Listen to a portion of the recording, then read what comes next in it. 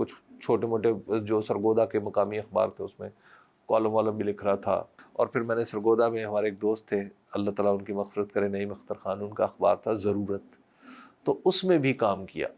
تو انہوں نے مجھے بڑی تیزی سے میں 2 مہینے بعد ہی انہوں نے مجھے کہا کہ تم ایسا کرو کہ اب میں تمہیں نوکری سے نکال رہا ہوں اور 1 مہینے کا ٹائم ہے تمہارے پاس, تم کسی بڑے شہر میں جا کے صحافت شروع کرنا. اچھا. کیونکہ سرگودا میں تمہارے جیسا آدمی رہے گا تو خراب ہوگا اور ضائع ہوگا. پھر ہمارے ایک دوست ہیں خرم کلیم صاحب, وہ کراچی میں کام کرتے تھے, وہ مجھ سے پہلے جرنلزم میں تھوڑا سا آ گئے. تو پھر میں نے ان کو فون کیا, انہوں نے کہا آ جاؤ. تو پھر میں نے ان کے ساتھ جا کے وہاں پہ صحافت ایک جگہ NNI اور پھر آہستہ آہستہ پھر دوسرے اداروں میں کام کرتا رہا. بطور کامرس رپورٹر آپ نے کیریئر کا آغاز کیا؟ وہ اس لیے کیا محسن کہ جو اس کے پیچھے بھی جو وجہ تھی وہ فائنینشیل تھی. وہ یہ کہ کامرس میں کہا جاتا تھا کہ کامرس ذرا کم لوگوں کو سمجھ میں آتی, نمبر 1. نمبر 2, اس کے لیے انگریزی کا آنا لازمی. اور نمبر 3, وہ جرنلسٹ جو انگریزی میں کامرس کرتے تھے انہیں پیسے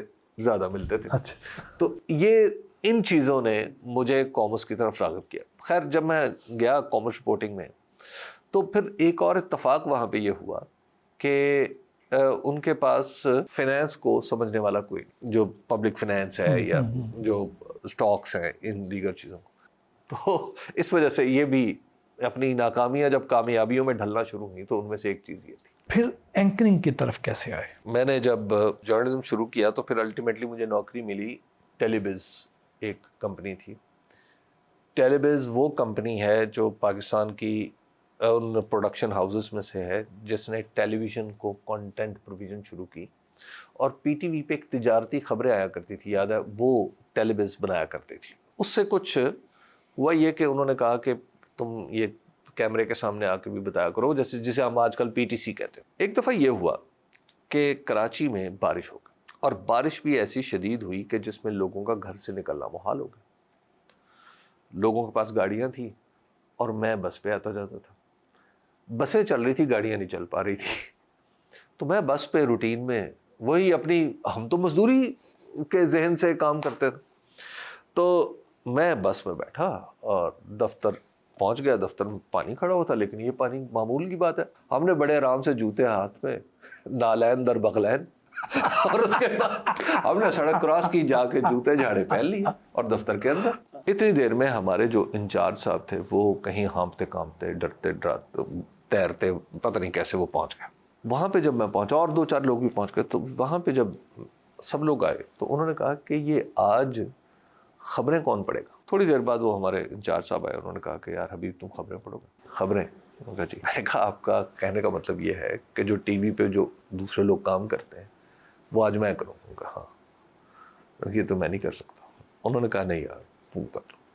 خیر جناب, انہوں نے مجھے پرومپٹر سامنے لگایا اور انہوں نے مجھے کوٹ پہنایا, ٹائی پہنائی, اور انہوں نے کہا جی شروع ہو جاؤ. سب لوگ, اب سب لوگوں کی مجبوری تھی اور سب لوگ کہہ رہے تھے شاباش ویری گڈ, شاباش ویری گڈ. خیر جناب وہ جب میں نے کام کیا تو اس کے بعد میں نے کہا جناب یہ کام میں نہیں کر سکتا. خیر اگلے دن اتفاق ایسا ہوا, پھر یہی نوبت تھی. انہوں نے کہا جی آپ بھی آج پھر یہ کام کریں. میں نے کہا جی آج میں یہ خبریں نہیں پڑھ سکتا, مجھ سے یہ نہیں پڑھی جاتی. انہوں نے کہا نہیں تم ایسا کرو آج اپنا اسکرپٹ خود ہی لکھ لو. خیر میں نے لکھ لیا اپنا 1-2 دن. میں نے 1-2 دن کام کرنے لگا, مجھے کرنا پڑا, لیکن میں یہ نہیں کر پا رہا تھا کام. پھر ہوا یہ کہ CNBC آ گیا. میں کراچی میں کام کرتا تھا, تو جب CNBC آیا تو میں نے لاہور شفٹ ہونا, میں نے سوچا کہ یہاں پہ آؤں. تو اب کراچی والوں کو ضرورت پڑی کہ لاہور اسٹاک ایکسچینج کے بارے میں کوئی بندہ 1 منٹ کا کوئی, وہ جسے کہتے ہیں بیپر آج ہم بیٹھتے ہیں, وہ دیا کرے. اور روزانہ وہ ہوتی تھی 8:30 بجے, 9 بجے, 8:30 بجے, کہ 8:30 بجے میں دفتر پہنچوں, 1 منٹ کا میں وہ بیپر دوں کہ جی آج لاہور اسٹاک ایکسچینج میں یہ ہے یہ ہے. وہ 1 منٹ جو تھا اس نے بات بڑھانا شروع کی. وہ 1 منٹ 1.5 ہوا, وہ 1.5 2 منٹ ہو گئے, پھر وہ 5 منٹ ہو گئے, پھر وہ 10 منٹ ہو گئے, پھر وہ پروگرام ہو گیا.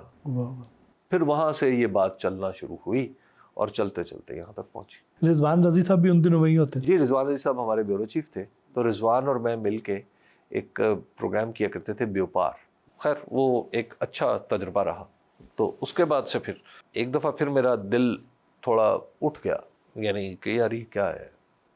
تو پھر میں نے اچانک ایک اور فیصلہ کیا کہ مجھے اب مینجمنٹ میں رہنا چاہیے. میں چھوڑ کے چلا گیا CNBC. اس وقت دنیا ٹی وی نیا نیا آ رہا تھا, تو دنیا ٹی وی گیا. تو وہاں سے پھر میں مطلب مجھے کچھ اس وقت سمجھ نہیں, اب تو ماشاءاللہ بہت اچھا ادارہ ہے. میں تھوڑا سا وہاں پہ ابھی اپنی جگہ کی تلاش میں ہی تھا, تو مجھے سما ٹی وی والوں نے کہا کہ آپ آ جائیں. تو میں پھر سما ٹی وی کا بیورو چیف بن گیا لاہور میں. تو اس وقت پھر میں بیہائنڈ دا اسکرین میں نے زیادہ کام کیا 2-3 سال. اس کے بعد پھر جب میں دنیا ٹی وی دوبارہ گیا تو یہ ہوا بٹ محسن کہ جب میں CNBC میں تھا تو میں نے ایک سوچا کہ ایک پروگرام ایسا ہونا چاہیے جس میں مجیب الرحمان شامی صاحب ہوں اور میں ہوں. اچھا. I should be questioning him, he should be answering. میں نے اپنی مینجمنٹ کو یہ پروگرام بیچنے کی کوشش کی. I want to sell them کہ یار آپ اس پروگرام پہ غور کریں. میں نے کہا یہ پروگرام اچھا. میں نے اپنے ڈائریکٹر پروگرام کو کہا, اپنے باس کو, میں نے کہا جناب یہ پروگرام میں آپ کو یہ نہیں بتا رہا کہ یہ 2 لوگ ایسے بیٹھے ہیں, میں آپ کو بتا رہا ہوں کہ مجیب الرحمان شامی اس طرف بیٹھے ہیں اور اس طرف حبیب اکرم بیٹھے ہیں. انہوں نے کہا نہیں یہ نہیں ہو سکتا. شامی صاحب سے میں نے بات کر لی. میں نے کہا شامی صاحب اگر ایسا میں کہوں تو آپ کریں گے؟ شامی صاحب نے کہا ہاں کر لیں. اس کے بعد کیا ہوا جی, وہ میں بار بار حملہ کرتا تھا, آگے سے میں ناکام ہو جاتا تھا. کچھ عرصے بعد یہ ہوا کہ دنیا ٹی وی میں نجم سیٹھی صاحب نے منیب فاروق کے ساتھ پروگرام شروع کیا. ناؤ دے ریئلائزڈ, لیکن اس وقت میں سما میں آ چکا. تو پھر انہوں نے کہا نہیں وہ شامی صاحب کو آپ کہا کرتے تھے ایسے. تو میں نے کہا جی بالکل. میں شامی صاحب کے پاس گیا, میں نے شامی صاحب کو کہا شامی صاحب آپ سما ٹی وی میں پروگرام کریں. شامی صاحب ریڈیلی اگریڈ. اچھا اب شامی صاحب واز تھنکنگ کہ میں ان کے ساتھ پروگرام کروں گا, but I was not thinking. میں کچھ عرصے بعد چھوڑ کے دنیا ٹی وی چلا گیا. دنیا ٹی وی گیا تو 2-4 دن بعد دیکھا شامی صاحب بھی وہی. پھر شامی صاحب نے مجھے ایک دن کہا کہ حبیب صاحب آپ میرے ساتھ پروگرام کریں. میں نے کہا سر میں اب یہ بات تھی 2005 کی, اب 2012 ہے, کافی آگے چلا گیا. تو اب تو آپ کے سایہ عاطفت میں رہنا ٹھیک ہے, سایہ صحافت میں رہنا کچھ گڑبڑ ہے. اور میں نے کہا نہیں میں آپ کو حکمن کر رہا ہوں. کہ جی حکم تو پھر تعمیل ہوتی ہے نا. ہم شامی صاحب کے ساتھ پروگرام کرنا شروع ہو گئے. تو that was another turn into the story کہ وہ پروگرام جو تھا وہ پھر ماشاءاللہ چلتا رہا. پھر اس کے بعد میں نے پھر انہی کی اجازت سے الگ سے پھر کام شروع کیا, الگ سے پروگرام شروع کیا. آپ کہتے ہیں کہ پاکستان کے سارے سیاستدان ایک عام آدمی کی نسبت کم عقل ہیں, حالانکہ یہی سیاستدان ملک کا نظام چلا رہے ہوتے. تو جیسا چل رہا ہے ویسا دیکھ رہے ہیں. عام آدمی کا گھر تو ماشاءاللہ ٹھیک ٹھاک چل رہا ہوتا. اگر ان میں عام آدمیوں جتنی عقل ہوتی تو کم سے کم یہ اس طرح تو کام کرتے جس طرح ایک خانہ بدوش اپنی جھونپڑی کا خیال رکھتا ہے. جتنی تیاری آپ اور میں اس گفتگو کی کر چکے ہیں نا, میں آپ کو دعوے سے کہہ سکتا ہوں محسن کہ اگر اتنی تیاری پاکستان کے ارباب اختیار میں سے کوئی ایک شخص کر لینا تو پاکستان کے معاملات ٹھیک ہو جائیں گے.